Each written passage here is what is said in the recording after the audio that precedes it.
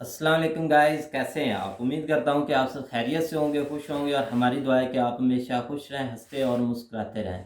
मेरा नाम है रहमान अनवर और मैं हूं मोहम्मद सईद और मैं ज़फर इकबाल। और आज हम जिस वीडियो प्रैक करने जा रहे हैं, इस वीडियो का टाइटल है India one more gift to world वो global centre of traditional medicine.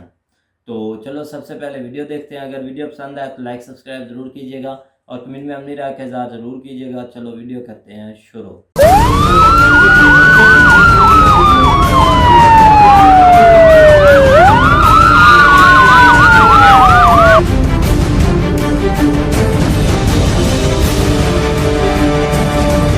दोस्तों, वीडियो शुरू करने से पहले भारत के प्रधानमंत्री नरेंद्र भाई मोदी जी को हम धन्यवाद बोलना चाहते हैं। धन्यवाद इसलिए बोलना चाहते हैं क्योंकि ना सिर्फ उन्होंने भारत का नाम रोशन किया है, बल्कि दुनिया के कई लाखों लोगों की जानों को बचाने के लिए एक बहुत ही महत्वपूर्ण कदम उठा दिया है। दोस्तों, ये वीडियो आप देखोगे तो आपको पता लगेगा कि किस तरीके से भारत की छवि को आने वाले समय में चार चांद तो लगने वाले हैं, लेकिन जिन लोगों की जान भारत की मेडिसिन के कारण बचेगी, वो भी जो दुआएं भारत को देने वाले हैं, वो भारत का सबसे बड़ा खजाना है, जो भारत की तरक्की को, बुलंदियों को और भी ज्यादा इंश्योर करने वाला है आने वाले समय के अंदर। दोस्तों, खबर बताएंगे, खबर सुनने का आपको मजा ही आ जाएगा। बहुत ही दिलचस्प स्टोरी आज आपके लिए लेकर आए हैं। दोस्तों, कल भारत के प्रधानमंत्री, WHO के चीफ, मॉरिशस के प्रधानमंत्री, नेपाल के प्रधानमंत्री, भूटान के ऑफिशियल, बांग्लादेश के ऑफिशियल्स ने भारत के अंदर वर्ल्ड हेल्थ ऑर्गेनाइजेशन का global centre of traditional medicine centre की नींव रख दी। इस नींव के मौके पर भारत के प्रधानमंत्री ने दुनिया को एक नया तोहफा दे दिया है, और वो तोहफा है आयुर्वेद के साथ साथ दुनिया की जितनी भी ट्रेडिशनल मेडिसिन है, वो अब एक मंच पे आकर रिसर्च करेंगी और लोगों की जिंदगी को आसान बनाने के लिए अब मिलकर काम करने वाली है। भारत के आयुर्वेदा की अब पहुंच दुनिया के कोने कोने तक जाने वाली है इस ग्लोबल सेंटर के अंदर। बिल्कुल देसी भाषा में आपको बताएंगे। दोस्तों, WHO के चीफ ने 1 साल पहले इस सेंटर की अनाउंसमेंट की थी। इस सेंटर की अनाउंसमेंट हुई और अब गुजरात के जामनगर के अंदर ये WHO का ग्लोबल सेंटर खुल चुका है, और जितने भी दुनिया की ट्रेडिशनल मेडिसिन है उसके ऊपर रिसर्च होगी, उसके ऊपर रिपोर्ट पेश की जाएंगी और लोगों की बीमारियों को दूर करने के लिए यहीं से दवा निकलेगी। भारत के लिए एक अच्छी बात है कि ये जो आयुर्वेदा है, इसके अंदर बहुत सी जानकारियां छुपी हुई हैं। भारत के अंदर आयुर्वेद को 5वां वेद माना जाता है, और जिंदगी के अंदर जिंदगी कैसे जीनी है, किस मौसम में क्या खाना है, सारी चीजें इसके अंदर मौजूद हैं। आज के दौर में मोबाइल फोन, कंप्यूटर चला चलाकर कमरे के अंदर, बंद कमरे के अंदर बैठ बैठकर लोगों की ओबेसिटी बढ़ गई है, मेंटल इलनेस आ गई है। छोटी छोटी बातों को लेकर एक खिंच जाते हैं लोग। उन सभी बातों को किस तरीके से दूर किया जाए, 5वें वेद आयुर्वेद के अंदर सब बातें लिखी हुई हैं। आयुर्वेद भारत के लोगों के लिए एक तोहफे के समान है, और भारत पूरी दुनिया को अपना परिवार मानता है, और यही कारण है कि इस तोहफे की जो किताबें हैं वो अब दुनिया के लिए खोल दी है जामनगर गुजरात के इस ग्लोबल सेंटर के अंदर।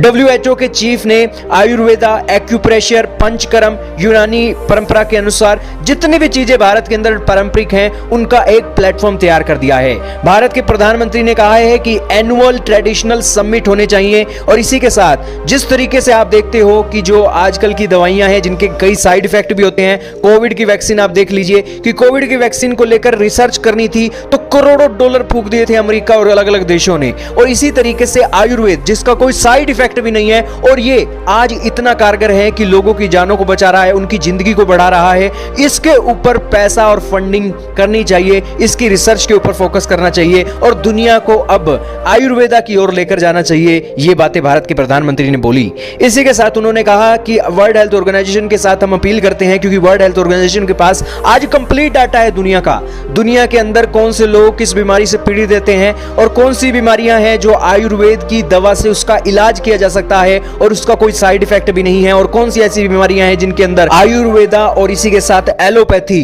दोनों की दवाइयों का इस्तेमाल करके दुनिया की लाइफ स्टैंडर्ड को हम ऊपर उठा सकते हैं। हैं।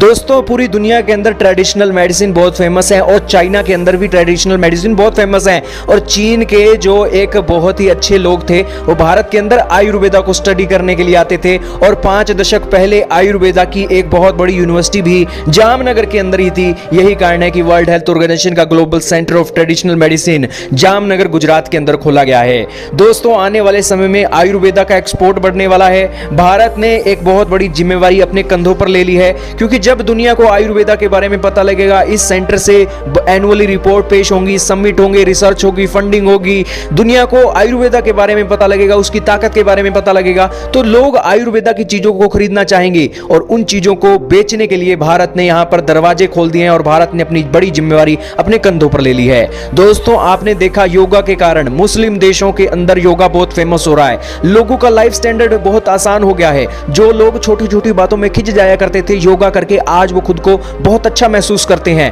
पाकिस्तान के बहुत से पत्रकार हैं जो योगा करते हैं। आमीन हफीज जैसे कई पत्रकार हैं जो योगा करके अपने दिन की शुरुआत करते हैं और इसी के साथ अपनी जिंदगी को उन्होंने अच्छे तरीके से बैलेंस कर लिया है। योगा भारत का एक गिफ्ट है पूरी दुनिया को और इसी तरीके से ये global centre of traditional medicine भी पूरी दुनिया के गरीब से गरीब देशों के लिए एक गिफ्ट होने जा रहा है। एलोपैथी की दवाइयां बहुत महंगी होती हैं, लेकिन आयुर्वेदिक की जो दवा है वो सस्ती भी होती है और कारगर भी होती है। बस अब एक चीज की जरूरत है, इसके ऊपर ज्यादा से ज्यादा रिसर्च हो, कौन सी बीमारी में आयुर्वेदा की दवा इस्तेमाल होनी है, इसको लेकर पूरी रिसर्च हो। और रिसर्च के बाद एक बहुत सी बातें भी पता लगी हैं कि बहुत सी ऐसी बीमारियां हैं जिनका इलाज एलोपैथी के अंदर नहीं है लेकिन आयुर्वेदा के अंदर है। तो ये सारी बातों को फोकस करके अब दुनिया को सही रास्ते पर लाने के लिए भारत ने एक और तोहफा दे दिया है और भारत के पास जो ज्ञान है वो ज्ञान की किताब भारत ने पूरी दुनिया के लिए खोल दी है इस ग्लोबल सेंटर के अंदर। और आने वाले भारत के प्रधानमंत्री का कहना था कि आने वाले 20 से लेकर 25 सालों तक हम ये कह सकते हैं कि आयुर्वेदा हो जाने वाली है और दुनिया के अंदर एलोपैथी की तरह आयुर्वेदा को भी जाना जाने लगेगा और उसकी नींव हमने आज जामनगर गुजरात के अंदर रख दी है। क्या कहना चाहेंगे भारत के प्रधानमंत्री और भारत के इस तोहफे को जो दुनिया को अब मिल गया है global centre for traditional medicine के तौर पर, कमेंट में जरूर बताइएगा। हाँ जी गाइस, तो जैसा कि आप वीडियो देख रहे थे तो वीडियो भाई काफ़ी इंटरेस्टिंग है और मेडिसिन के लिहाज से भाई वैसे भी जो इंडिया है ना वो बहुत ही आगे। हम खुद वहाँ से भाई इंपोर्ट करते हैं मेडिसिन पाकिस्तान, तो इसीलिए भाई कि और दुनिया के तरीके से वैसे ट्रेड बंद है। हाँ तो चल नहीं वो मेडिसिन आती हैं भाई वहाँ से, तो ये है कि और दुनिया को अच्छा गिफ्ट है। बिल्कुल उन्होंने जो वीडियो में बातें बताई बिल्कुल सच है कि वैसे भी भाई भारत की हर चीज़ ही अच्छी है। जो वहाँ पर वो जो एक्सपोर्ट कर रहे हैं ना बहुत ही भाई भरोसेमंद चीज़ें हैं जो वहाँ से ली जा सकती हैं और काफ़ी उनकी मेडिसन भी बहुत अच्छी अच्छी है और नई से नई भाई वो मेडिसन ईजाद कर रहे हैं क्योंकि कंपनी वहाँ पर बहुत ज़्यादा है हमारी निस्बत क्या पूरी दुनिया की निस्बत वहाँ पर भाई जो भारत में कंपनी है वो बहुत ज़्यादा और इस चीज़ पर वो फार्मा कंपनीज जो है ना, हमने वो 10 फार्मा कंपनीज के ऊपर वीडियो भी बनाई थी यहाँ पे। लेकिन फिर भी जो है ना ये एक बहुत अच्छा स्टेप है। अब जिस तरह वो WHO का जो है ना वो इधर आया हुआ था सरबराह और उन्होंने एक जो है ना वो ट्रेडिशनल जो मेडिसिन है उसका जो है ना वो स्टार्ट किया। ज़ाहिर बात है अभी उन्होंने स्टार्टअप तो शुरू कर दिया जिसमें वो डिफरेंट कंट्रीज़ के नुमाइंदे उनके साथ थे, जिस तरह बांग्लादेश, भूटान, नेपाल सारे और श्रीलंका के। लेकिन हम तो ऑलरेडी जो है ना यही कहते हैं कि इंडिया जो है ना वो दिन ब दिन जो है ना वो अपनी ताकत जो है ना वो या अपना एक लोहा मनवा रहा है दुनिया में और उसमें बहुत सारे स्टेप्स जो है ना वो ले रहे हैं। ख़ासकर जो है ना जो दुनिया या बाकी आवाम के लिए जो है ना वो बेहतर स्टेप है।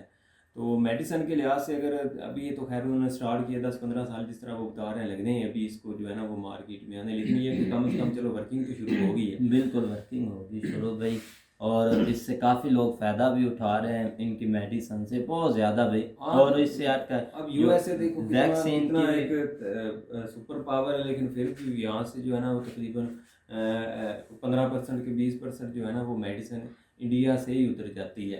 तो उसके अलावा बाकी दुनिया में पूरी दुनिया में वो एक्सपोर्ट करते हैं अपनी मेडिसिन। बिल्कुल और इन्होंने वैक्सीन भी भाई बनाई है जो कि अपनी वैक्सीन भी बनाई है। काफ़ी अच्छी बात है ना, बहुत अच्छी बात है कि भाई उन्होंने अपनी वैक्सीन भी बना ली है और इससे अच्छी क्या बात हो सकती है। भी बनी थी पाकिस्तान आप तो मेडिसिन लेकर पैसे भी नहीं देते, उनका मानना है हाँ बोला था उन्होंने, वीडियोस वो अभी भी बकायदा है। पेंडिंग ही है, वो मामला खामोश ही हो गया। पैसे देने वाला मेडिसिन के जो है ना वो पैसे पता नहीं, देने थे। 1-2 दिन तो काफी हाँ। अरूज पर आया था, लेकिन शायद दे शायद दिए अंदर होंगे। खाते इन्होंने दे दिए होंगे या अभी नहीं दिए ये। दे दिए होंगे। मुझे तो लगता है अंदर खाते दे दिए होंगे जयशंकर कि जो है ना बस। उनका थोड़ा सा ध्यान अब वो किसी और साइड पे है, वो बड़े मेजर स्टेप्स के पीछे लगे हुए हैं।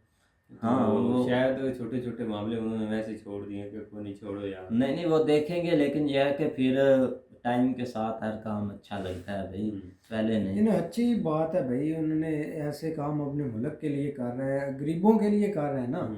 ऐसे आप इधर देख लो कि मेडिसिन महंगी तो गरीब ले ही नहीं सकता, लेकिन उधर कम से कम कुछ तो सहूलतें हैं ना जो गरीब के लिए हैं, और मेडिसिन भी ले सकता है, और दूसरे हर मामलात में वो उनकी हेल्प भी कर लेते हैं। लेकिन इधर कुछ डिफरेंट है, तो इसी वजह से मुल्क तरक्की करते हैं, जो अपनी सब नीचे तबके को लेकर ऊपर चलते हैं, सबको दर्जा एक ही देते हैं। लेकिन दूसरे ममालिक हैं, एक पाकिस्तानी नहीं, दूसरे ममालिक भी ऐसा करते हैं सिवा इंडिया के बगैर।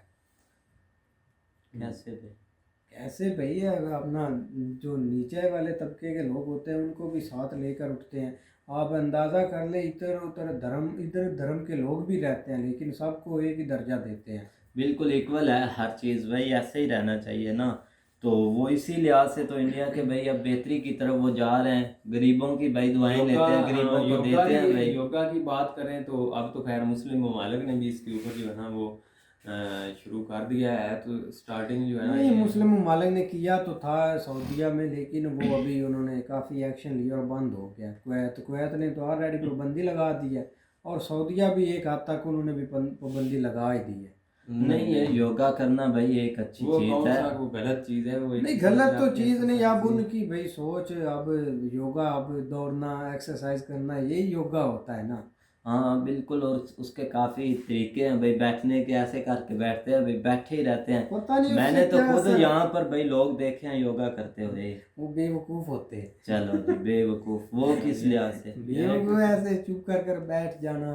ओ भाई आधा इस- घंटा क्या होता है? भाई बड़ा कुछ होता है, हमें यही तो होता है दुनिया ना कि करते। शांति होती है, वो जहाँ बैठे होते हैं बाहर से ट्रैफिक चली होती है, शांति कहाँ से आई उधर? भाई नहीं, ऐसे नहीं होता। लेकिन वो इधर भी जो शुरू हुआ है वो जिस तरह बता रहे थे एक पाकिस्तानी का, और ये तो मेजर लेवल पे है ना। बाकी वो जियो नीचे- न्यूज़ का नुमाइंदा था, उसने बारिश में भी प्रोग्राम किया था। ये देखो लोग बारिश में भी एक्सरसाइज कर रहे हैं, लेकिन अच्छी लेकिन बात ये है, तो चलो करना ठीक है। चाहिए। बाकी मेडिसिन के लिहाज से बात करें तो भाई बहुत अच्छी चीज़ है। अब तो हम तो डेली बेस पे देख रहे हैं इंडिया जो है ना वो दिन ब दिन एक नई से नई चीज़ें जो है ना वो बना रहे हैं। वो बिल्कुल एक भाई बताते थे कि हम 10-15 साल 20 साल आगे का सोच रहे होते हैं।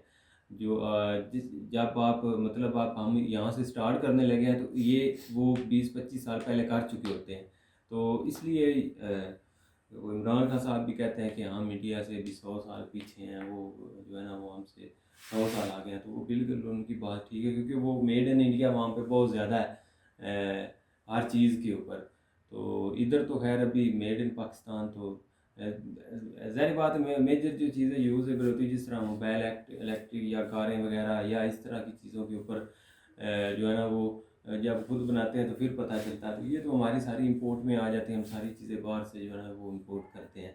तो उधर हमने एक लास्ट ट्रेन देखी थी, वो हाँ। पहले जब उसको सारा देखा तो ऐसा लग ही नहीं रहा था कि वो इंडिया में बनी हुई है, लेकिन बाद में जब पता चला कि वो मेड इन इंडिया है तो हैरान रह गया कि वाकई जो है ना वो मेड इन इंडिया। हाँ। नहीं, ये है कि वो हर चीज़ में तरक्की कर रहे हैं। तो उम्मीद करता हूँ कि गाइस आपको वीडियो पसंद आएगी। अगर पसंद आए तो लाइक सब्सक्राइब जरूर कीजिएगा, और कमेंट में अपनी राय का इज़हार जरूर कीजिएगा। अल्लाह हाफिज़।